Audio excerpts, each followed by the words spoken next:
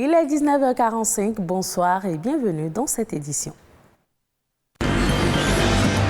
C'est les vacances, une période de repos pour certains apprenants, mais en revanche, d'autres en profitent pour mener des activités génératrices de revenus. La rédaction s'est intéressée au sujet. DCC Communication célèbre le mérite. Les hommes et femmes des médias qui se sont fait distinguer par leur production ont reçu des prix. Vous aurez dans cette édition les temps forts de cette consécration.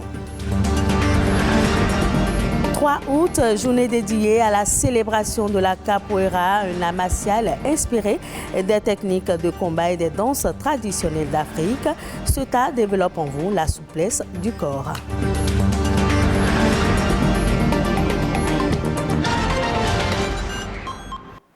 Fini les classes, c'est les vacances. Une période de détente et de relaxation que chaque enfant passe à sa convenance. Certains se reposent et se tapent de bons moments. D'autres ne délaissent pas le sac d'écolier et vont au cours de vacances. D'autres encore en profitent pour mener des activités génératrices de revenus. Au vu de toutes ces occupations, quelle doit être la meilleure façon de passer ces vacances? Une équipe de notre rédaction s'est intéressée au sujet. Voici le reportage de Rodrigue Babakito. Ces 3 jeunes viennent d'obtenir leur baccalauréat. Avant l'obtention de ce diplôme, durant leur cursus scolaire, la période de vacances est gérée de manière méthodique. Dans les premiers mois, on se réjouit comme tout vacancier, mais après on prend conscience. Cette méthode n'est pas commune à tous. Il y a des élèves qui préparent leur rentrée, par exemple en travaillant, en faisant des petits jobs pendant les vacances.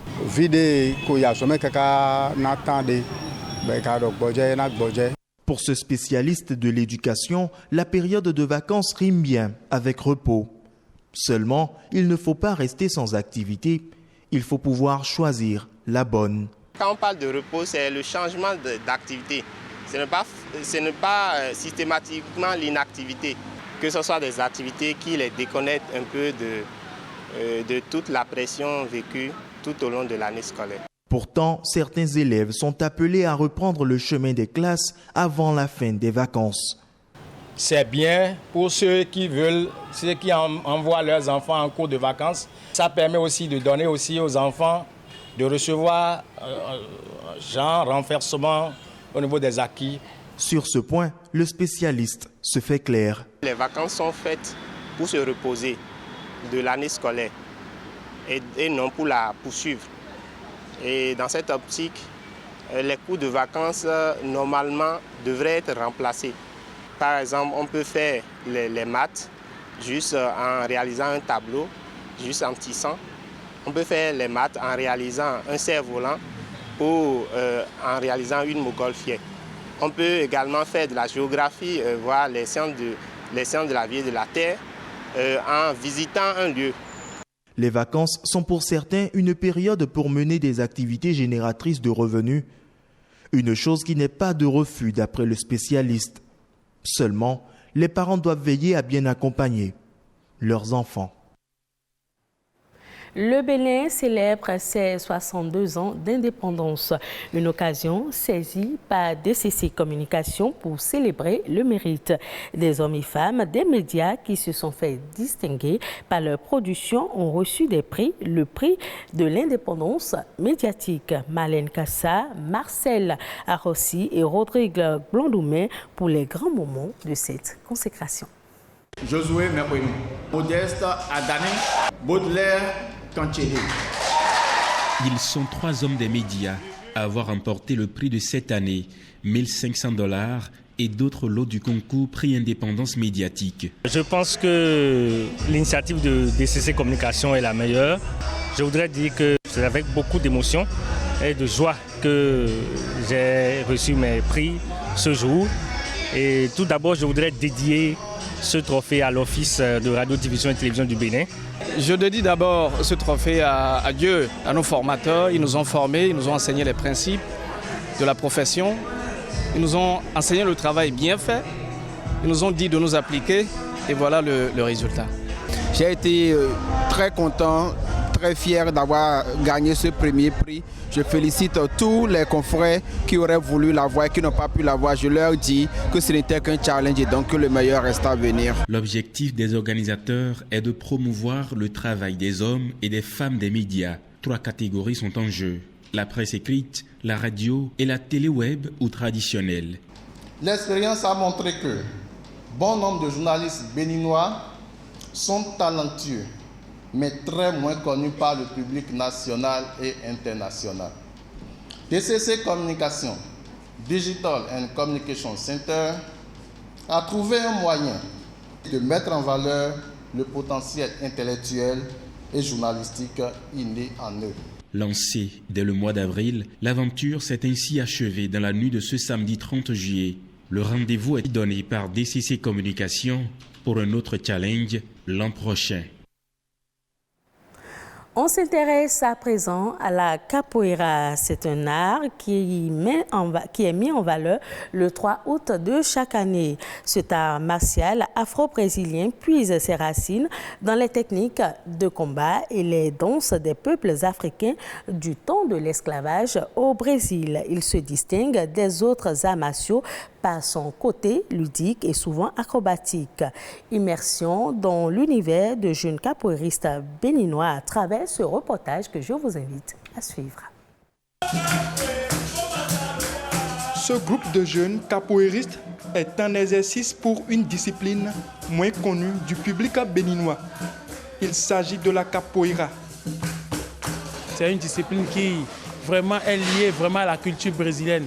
Pas seulement uniquement brésilienne, mais afro-brésilienne. Parce que c'est les Africains qui ont été déportés au Brésil, qui ont su laisser cet héritage. Parce qu'arrivés au Brésil, on leur interdisait la pratique des arts martiaux pour se défendre, pour se rebeller contre les colons, les esclavagistes. Donc les Africains ont su camoufler leur système de défense à travers la danse les danses qu'ils ont déportées de l'Afrique. C'est ce qui a donné vraiment la naissance à la capoeira. C'est l'art martial brésilien, voilà, où on fait plusieurs mouvements de lance des pierres et autres. Là, il y a beaucoup de mouvements et qui est différent de la danse africaine, quoi.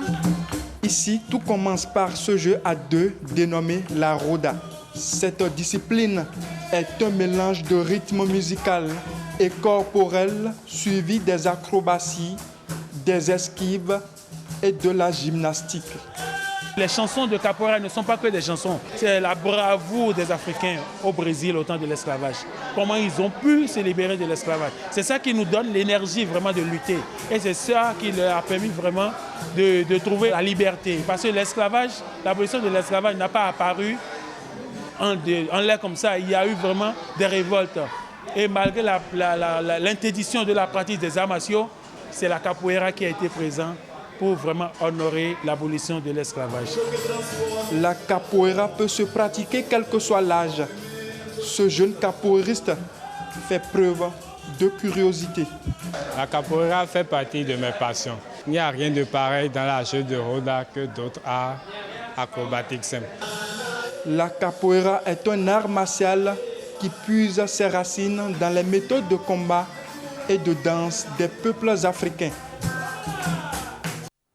Suivons à présent La Nation Bref, une compilation de l'actualité nationale présentée par Arnaud Adadja.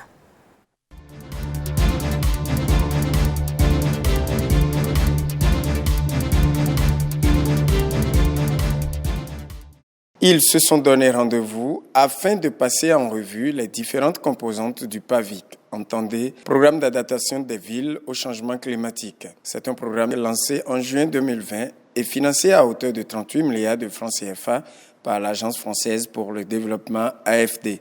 Le programme vise à renforcer la résilience des communes du Bénin par l'intégration des risques liés au changement climatique. Il s'agit donc de doter les villes du Bénin des plans d'urbanisme qui sont adaptés au changement climatique avec la prise en compte des recommandations formulées. En initiant une session de travail comme celle-ci, les membres du comité de pilotage ont cherché à évaluer 18 mois de mise en œuvre de plans d'action. Parakou abrite la formation d'une cinquantaine de jeunes sur l'entrepreneuriat. Ces jeunes retenus suite à une sélection vont bénéficier des aptitudes pour élaborer des projets bancables. 5 millions, c'est le montant qui est prévu au meilleur projet. 3 modules de formation liés à l'entrepreneuriat, la recherche de projets et la recherche de financement ont été dispensés aux participants. Le top a été donné pour le 5e Forum national sur la pharmacopée et l'ethnomédecine africaine. À l'initiative de Corée Culture Internationale, une organisation africaine des savoirs endogènes, l'objectif est d'amener les gardiens des sciences et techniques endogènes à s'adapter à l'évolution du temps. Ils ont réfléchi à une nouvelle approche de composition, de conservation et d'usage des produits de la pharmacopée africaine. Eux, ce sont les adeptes vaudous. Ils sacrifient à la 5e édition du pèlerinage des religions endogènes du Bénin au siège mondial de la divinité Sapata dans les grottes de Dassa. C'est l'occasion des offrandes et des libations pour invoquer la clémence de Chankwana ou Vodou Sapata, dieu élémentaire. Ils ont souhaité que ce site cher à Dassa soit transformé pour la gloire du tourisme.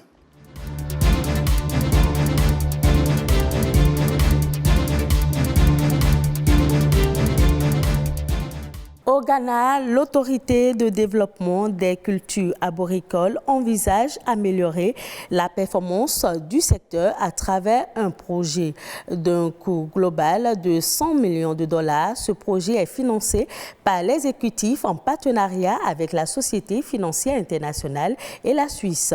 Le programme cible 6 cultures arboricoles prioritaires: la noix de cajou, la noix de coco, la mangue, la noix de palme, le caoutchouc et la noix de karité. Selon le directeur général de l'autorité de développement des cultures arboricoles, l'initiative va permettre de générer environ 12 milliards de dollars, soit environ 8 000 milliards de francs CFA de recettes en devises pour le Ghana à l'horizon 2032.